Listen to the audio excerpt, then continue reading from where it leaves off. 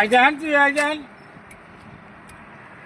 દોસ્તો નમસ્કાર, હું ડીઆર જાદવ, સીપીએમના અરવલ્લી જિલ્લાના મંત્રી.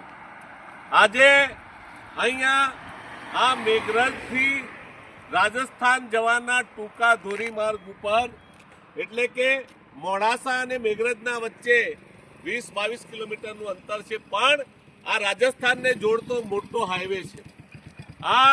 આ રસ્તા ઉપર અહીંયા બ્લોક ફેક્ટરી આગળ એક બાજુ સાયરા જવાનો રસ્તો છે, બીજી બાજુ બ્લોક ફેક્ટરીના ગામમાં જવાનો રસ્તો છે.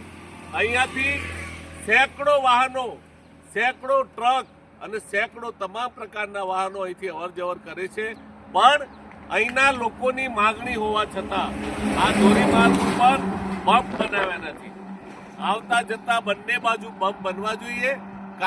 કારણ કે હાલમાં જ એક આદિવાસી મજદૂરનું અહીંયા એક અજાણ્યા વાહને ટક્કર મારીને એનું મોત નિપજાવ્યું છે. ભવિષ્યમાં મોટા બનાવો બને તેમ છે, ભવિષ્યની અંદર અહીંયા અકસ્માત થાય તેમ છે. એટલા માટે અમે અહીંથી માંગ કરીએ છીએ આ વિડીયોના માધ્યમથી કે તાત્કાલિક આ હાઈવે ઉપર બ્લોક ફેક્ટરીના આગળ સાયરા જવાના રસ્તા ઉપર અને એક થોડું આ બસ સ્ટેન્ડથી આગળ બંને બાજુ બમ્પ બનવા જોઈએ. અને આ બમ્પ બનાવ્યા પછી જ જાનહાનિ રોકાવાની છે. અમે માર્ગ મકાન વાહન વ્યવહાર ખાતું છે ખા એને પણ વિનંતી કરીએ છીએ કે આ અહીંયા બંને બાજુ બમ્પ બનવા જોઈએ. આ વિડીયોના માધ્યમથી જો બમ્પ નહીં બને તો આગામી સમયની અંદર માર્ગ વાહન વ્યવહારની કચેરીએ જઈને અમારે આંદોલન કરવાની ફરજ